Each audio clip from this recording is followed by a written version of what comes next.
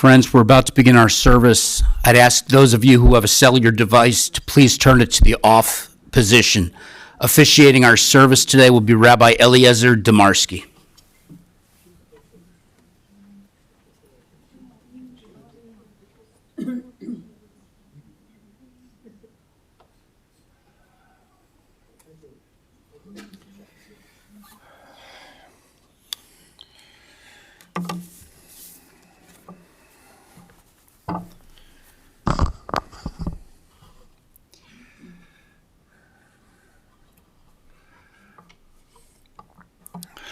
מזמור לדוד אדוני רואי לא יחסור בנוסדשי ירבצני על מי מנוחוס ינגלני נפשי שובב ינחני במגלי צדק למען שמו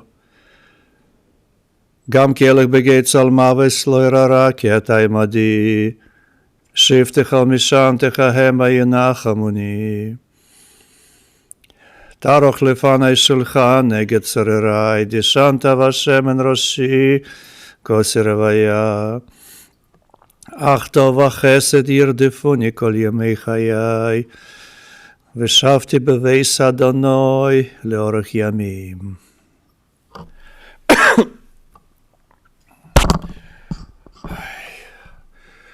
On a Jewish calendar, we are between two major holidays. That's why it's called high holiday season. It's between Rosh Hashanah and Yom Kippur. And difference between these holidays, one is called Day of Judgment, and one is called Day of Repentance or Forgiveness.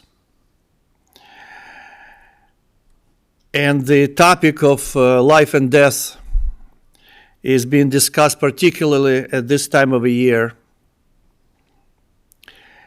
And it makes it much harder to be here and to talk about the loss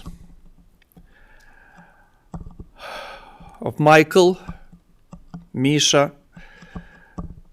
person who was known, who was close to so many people. Look, there's so many people today.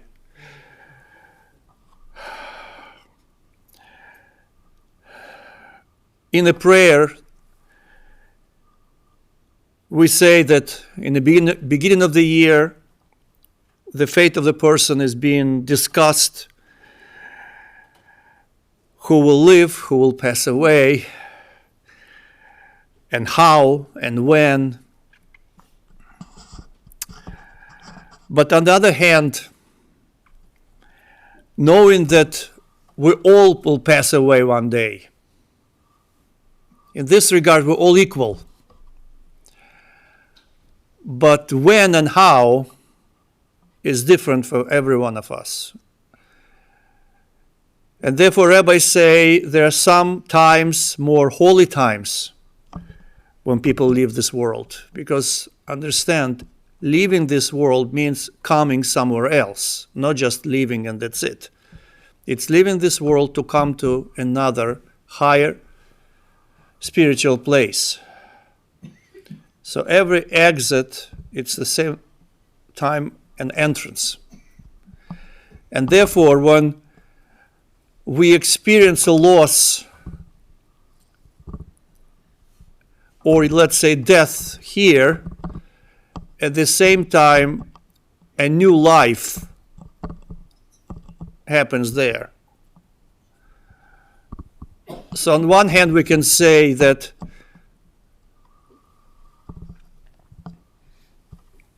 Michael's life ended in the beginning of this new Jewish year.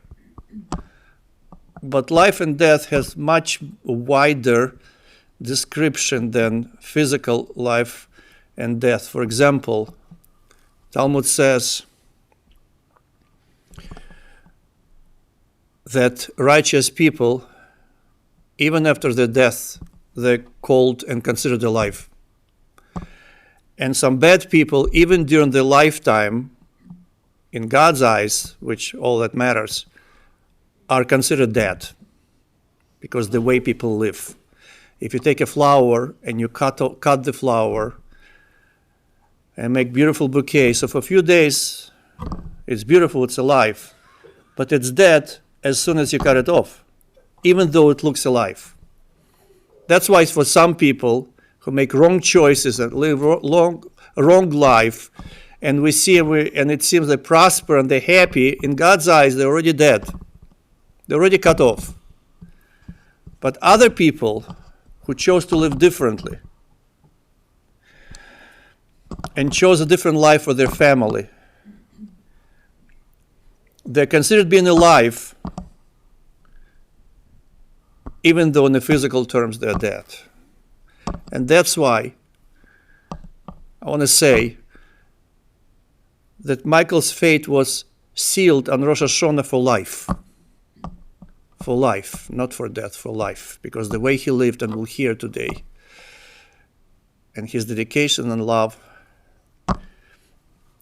he was alive, and he continues being alive, and he entered a new stage of life. And this auspicious time, the holiest time, when a person passes away on Shabbos, on Yom Tov, and 10 days between Rosh Hashanah and Yom Kippur, this is the holiest times where the soul departs, and it tells something. It tells something about the person. And before I will share my personal memories and the interactions with Michael, I would like to invite his family first to say a few words. And I would like to invite Eli, please.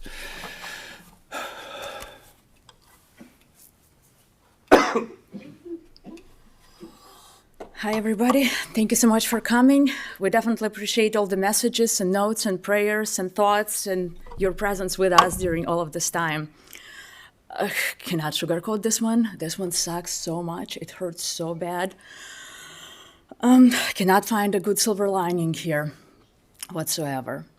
But instead, Dad actually did not want crying. He didn't want solemn faces. He didn't want people just to sit and cry. He wanted to rejoice, and he wanted his memory to mean something.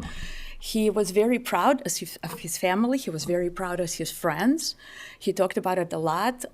There's definitely a lot of things that he was looking forward to, and he talked about it. He knew that his days are pretty much numbered. I mean, he knew even before the doctor said there's nothing can be done.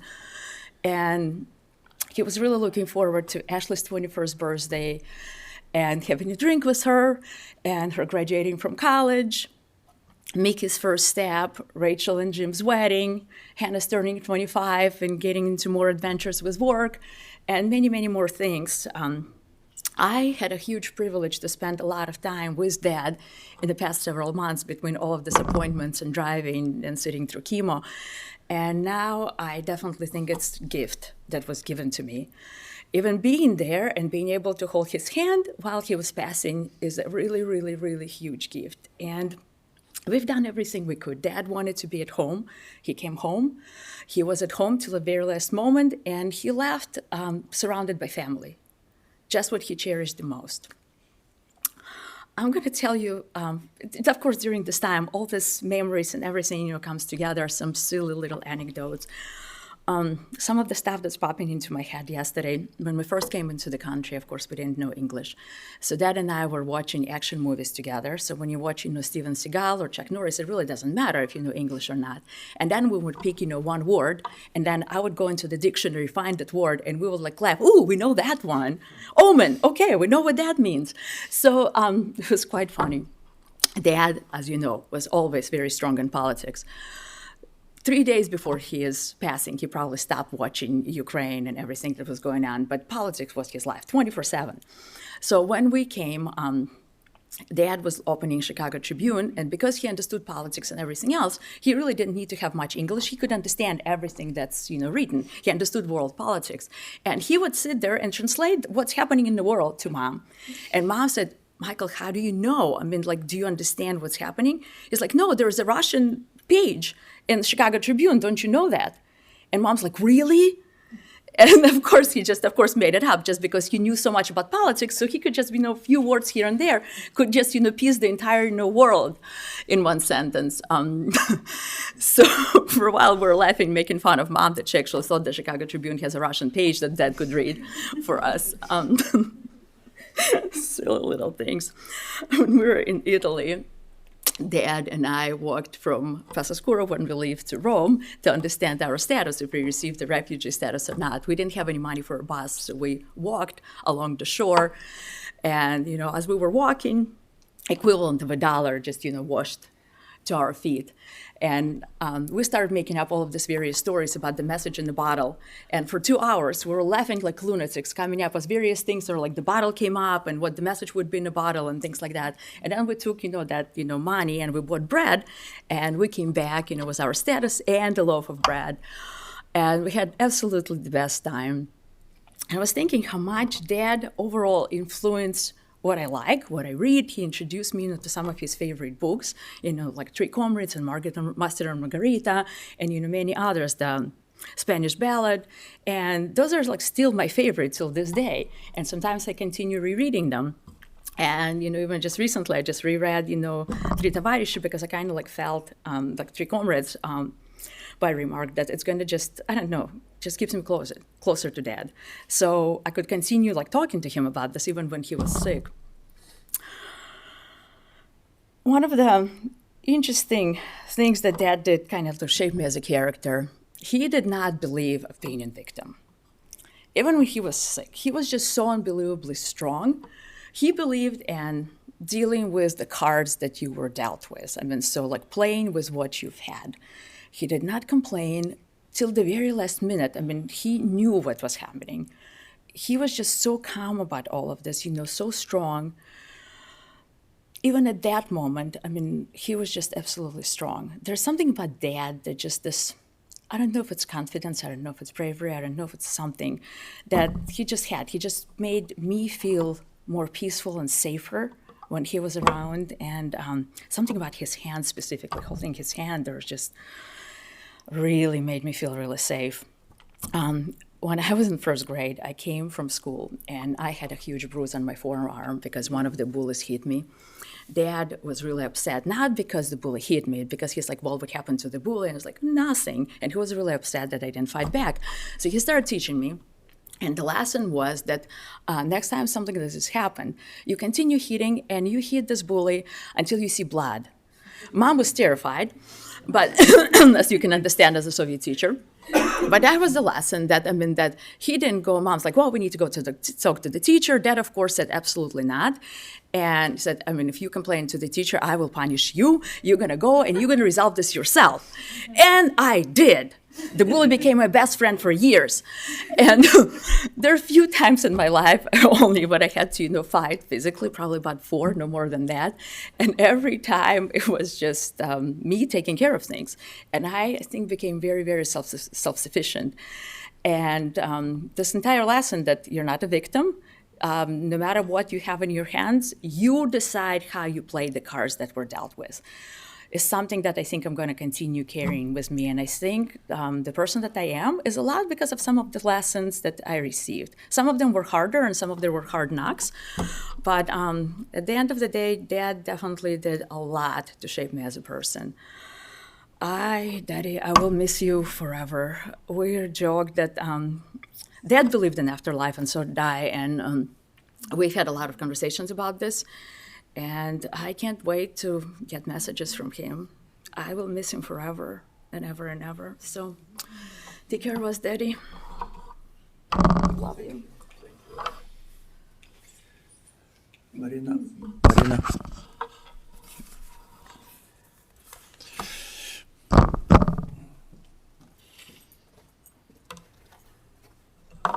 Okay, I don't know if I can do this. So growing up, I thought my papa could do anything. He just had this way where he never took anything as a final. He never saw the no. He just looked at it as a challenge to come up with a solution, which is something I've always carried with me. And I really believe that so much that no matter what, even if we were working at projects at home and Phil would tell me, no, there's no way this could be done, I would just say, it's okay, I'll call Dad and he'll figure it out. And that was kind of what that was for me. Dad was someone that could figure out anything that needed to be done. When I was little, I remember just wanting to be like my dad. He had this way of where he would just raise his eyebrows. So I would sit there when I was little watching TV, holding down one eyebrow until I could train myself to be able to lift the other one up, just because I wanted to be like Dad. He did this weird, stupid pigeon sound that I spent years trying to perfect, and I could still never do it. But I just wanted to be as much like him as I could. I spent a lot of time with him just doing projects around the house when I was little. He would fix everything, or he did all his wood carving. And I would love to just sit with him and help him as much as I could help him, hand him tools and work with him. I probably was the only 6-year-old that could differentiate different screwdrivers. So that's kind of what we did. And as I got older, we would hang out and go to home improvement stores and look at tile samples for entertainment. But it's just what he enjoyed to do. He was the one who always tried to make me feel better when I was upset. When I was sad, he would always feed me. And even though I would get mad, I'm like, why are you feeding me right now? I'm not hungry, Papa. By the time I was done eating, I would feel better and forget when I was upset. And he'd always buy me ice cream to cheer me up.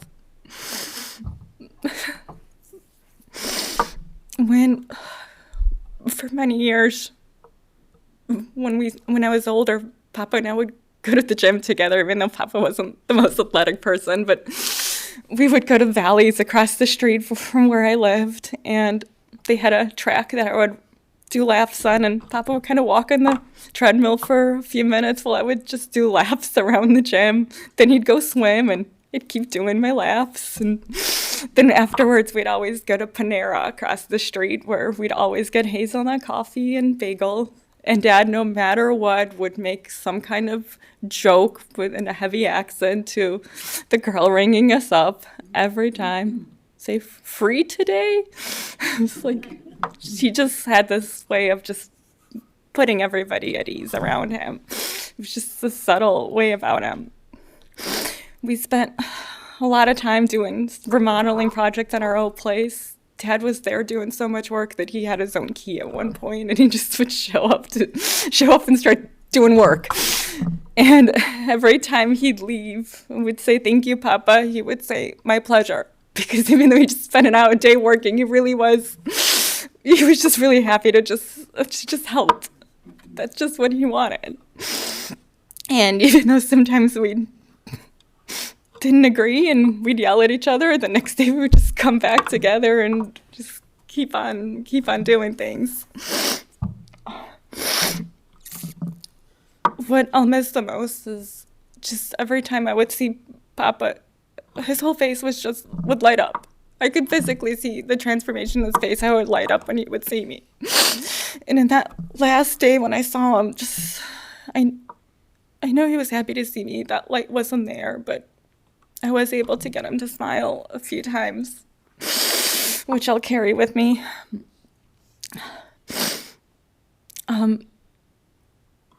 Couple weeks, probably about 2 weeks after Michaela was born, is when we found out that Papa's cancer spread, and we all went over there that day to be with him. And as we pulled up, he was standing outside waiting for us to come out of the car, just happy and smiling, and came up to him and just said, "Papa, I'm sorry, you got bad news." And he said, "None of that matters. I lived long enough to see this." And he really meant it. And the rest of the day, he was like, "This is a celebration." He's like, "Look at who's here to visit me." He's like, "This is a celebration." And that's just how he was. He tried to make everyone feel comfortable while he was sick. He did not want to be the sick guy in the room. He joked with all the nurses. Every time he'd take him to the appointment and I'd ask how he's doing, he would always say, "Close to wonderful." Every time he'd joke with all the nurses. We took him for an appointment and he's sitting there as he's getting ready for a surgery. He's going to the nurse. It's like, I love your hair. It's amazing. Amazing color. And she was just lighting up. It's just, that's how he was up until the very end. And it's sad that he wanted so much just to see Mickey at the table with us, and he wanted to see her run around, and unfortunately he missed that. But although she's not going to have memory of him, I know she brought him so much joy in these last few months. It's all you talked about. He would spend all day just looking at pictures and videos, and every time he'd see her, he would just light up. And I know that at least brought him so much joy in these final months. So I try to find comfort in any of this. There's really not any, but I do remember something that Papa has always said to me, is that in life, nothing's ever just good or ever bad. So just like good times don't last, neither do bad times. And I know that, right now, this is hard, and it'll never be the same again, and there forever will be a void.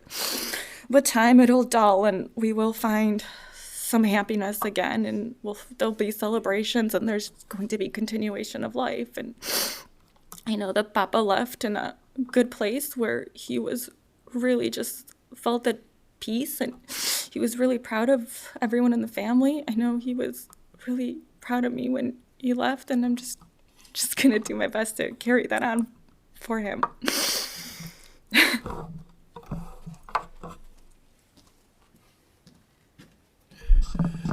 Thank you, Marina. Asa, please.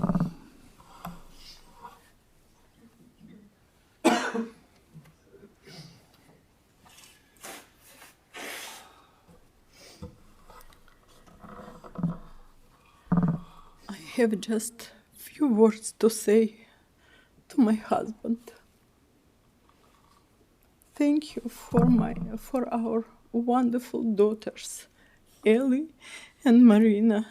You gave them your wisdom, and you gave them your life, your love. And I want to say you thank you so much for our more than 50 years together, for our beautiful long life. And I love you, I love you, I love you, and I will love you forever.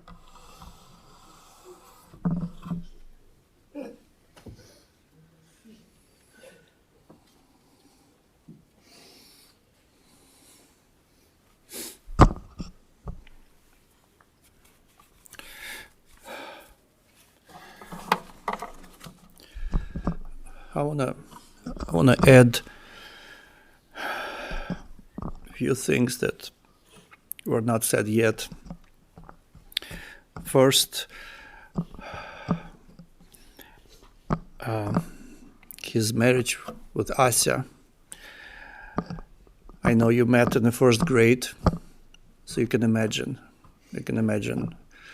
It's more than 50 years, and your life together. It was a really like two people became one, and such a great and amazing example for daughters and everybody who knew him and them, of a friend, husband, the best friend next to you all these years. Another thing is that I know how proud he was that he brought the family here. He felt it's his accomplishment to raise daughters and granddaughters here in this country, because now, in a retrospect, looking back what's going on, it was really a right decision. He gave a new life and future and hope and endless opportunities, and he knew that, and he was very proud, and that's why he felt accomplished, even though the prognosis. But he felt, I succeeded to do most important things in my life. To marry the most amazing woman in my life, and to raise my family here and give them everything that him, I am sure, and his parents did not have. And I would like also to share with you my personal memories with Michael. I met him quite many years ago. I don't remember already, 20 years ago. I met the whole group, so to say, and him and Slava and Jenny Rapoport, and many of you here probably was many, many years ago. And since then we kept in touch. But many years later, I found out that he had this custom furniture company. And it's not just me who found out, our entire Jewish community found out. We sort of discovered him. And the orders keep coming and coming, because every synagogue needs what's called Aron Kodesh, which is Ark, if you saw the centerpiece of the synagogue. And every synagogue, most of the synagogue, I would say, need the called mechitza. Mechitza, it's a beautiful wood separation between men's section and women's section. It's also a piece of art, not just like a separation. And of course, every synagogue needs tons of bookshelves, tons and tons of bookshelves and trims and all this. And he did all of this. And you can walk almost in every synagogue, at least what I know in West Rogers Park here in Chicago, and you would see his work. And when it came to our synagogue, we needed to build an ark as well. And I came to him. I'm just trying to figure out, again, 15, 20 years ago. And I told him, I don't know what kind of ark. I just know dimensions, because this is the ceiling, this is how much we can fit. And he told me, don't worry, we'll figure out something. I said, what about, we'll figure out something. And he figured out.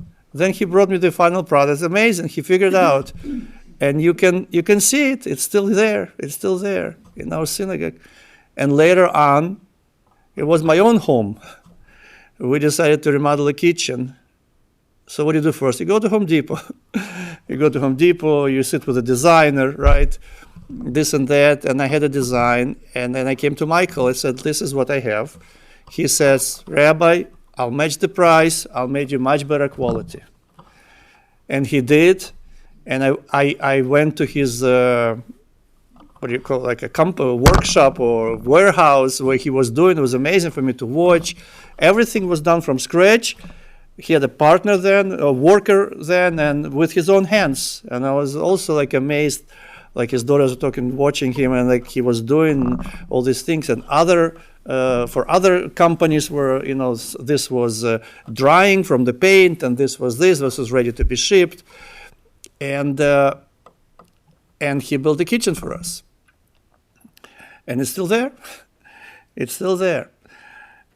And what I'm trying to say is that I told you before that the definition of life and death is more than just physical life and death. And I brought you one example how bad people are called dead even if they appear alive. And I brought you an example of a flower. That flower is beautiful, but flower is cut off and it's already dead. We just don't know about it. Flower doesn't know about it, but it's dead. But this example of a bad. What is example of a good person, which is called that even after death they continue called alive?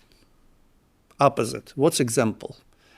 An example is, for example, in Europe, many centuries ago, in Jewish communities, there was a custom.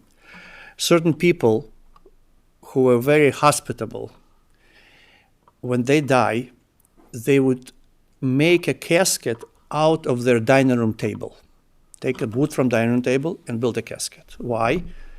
To show that even beyond the death, that what should accompany the person, his mitzvahs, what he did, and his hospitality would accompany him even in his death. Michael created a name for himself which goes beyond his life. Every time I walk in our shul, in our synagogue, the Michael is in Aron Kodesh, in that piece. Every time I open a drawer in my kitchen, Michael is there. And he is there today, and he'll be there tomorrow. That's example of tzaddikim, of righteous people who are alive even after their passing, because what they did transcended themselves. When people dedicate their life to something bigger than themselves, when they build a family, when they raise the family, when they're so interested to know what's going on with daughters and granddaughters, even without maybe understand the intricacies of their jobs, of their situation, but wanted to know, wanted to listen for hours to show that I'm part of it. I'm part of it. So such people stay part of it, even after they die. He created a name to himself in so many places, in synagogues, including our own, that he is still alive. And not everybody does it. So not everybody could be called alive after their death, but Michael for sure.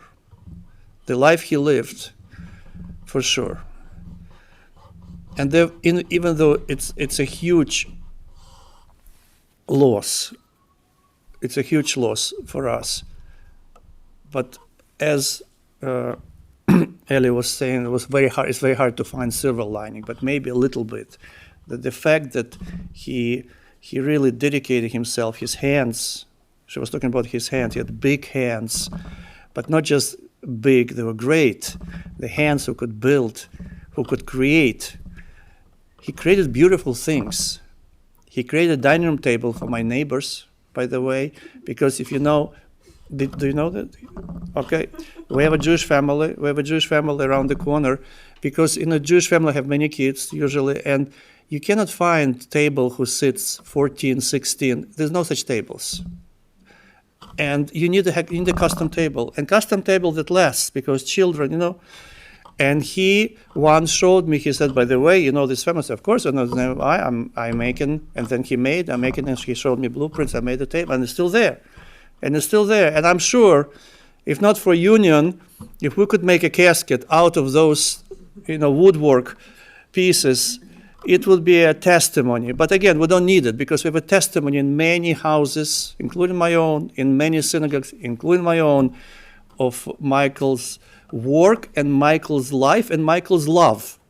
It was a labor of love, because everything he did, the kitchen, he brought on his back. He didn't hire workers. He and his partner, he literally brought those cabinets on his back into my house. And the ark he brought on his back with his partner. They brought it in, and he fit it in, because you don't just bring, you have to fit it. And he worked with his own hands. He had amazing hands, and as you heard, he had an amazing heart. And may his memory be a blessing always. And my final prayer is that we ask God, especially in these days, they say God is everywhere, but they say, like in Russia, they used to say, everybody is equal, but some people are more equal than others. So about God, we say similarly, God is equally close to you, but sometimes he's more close than others. And this is between Rosh Hashanah and Yom Kippur. It's considered God is the closest to any prayers, anything. He's listening much closer, more attentively. And we are asking him on this day to listen and to remember everything that Michael accomplished in his life. And all this should serve as a merit, and his soul should be granted the highest possible place among the most righteous people. And I would say this prayer, I would ask everybody rise, and in the end answer Amen. El male rachamim, shoichen bamrovamim. Hamtze menucha nechona al kanfei השכינה. במעלויס קדושים וטהורים, כי זוהר הרקיע מזכירים. אס נשמס מייקל בן אברהם שלח לעולמו. בעבור שמשפחת תיתן לצדוקה בת אסכורס נשמסו, בגן עדן תהיה מנוחסו. לכן בעל הרחמים יסתירהו בססר כנפיו לעולמים, ויצרור בצרור החיים אס נשמסו, אדוני הוא נחלסו, וינוח בשלום על משכבו, ונאמר אמן. Thank you. Please take your seats.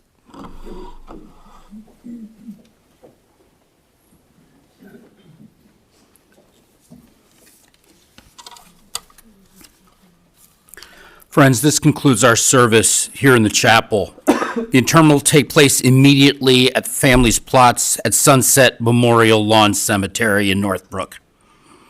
Following the interment, the family will be having a luncheon. That information is located on your folders. For those of you online, that information is available on our website. The luncheon will be held at 6 Woodland Avenue, Fox Lake, Illinois. Please note, the family has also asked that memorial contributions be made to the American Cancer Society and the St. Jude's Research Hospital. That information is also found on your folder, and again, those of you online, you can see it on our website. For those of you who are going in procession today, please make sure you obtain an orange family funeral safety sticker for your car. The sticker is placed in the front passenger side of your vehicle. We would also ask that you have your bright headlights and hazard lights on at all times. For an additional measure of safety, our staff will be placing flags, orange flags, on top of your cars in a number of the cars throughout the procession. As we drive in procession today, please drive as close as safety permits to the vehicle in front of you. We want to prevent having gaps in the procession, especially as we go through the intersections. Going to call those of you who are going to be pallbearers up, and I'll invite you up in just a moment. Pallbearers for our service today will be Simon Lapidus, Phil Miller, Jim Loser, Alex Yev-Zelman, Alex Guten, Andrei Milishkevich, Misha Frumkin, Mitya Mirkin, and the honorary pallbearers will be Slava Frumkin and Boris Podolsik. I'm going to please rise this time, and pallbearers, please step forward.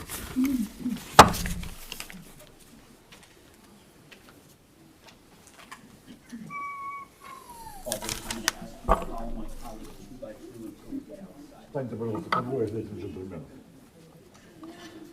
Идите за ним, вешаем. Где он? Встаньте там сзади, идите за ним.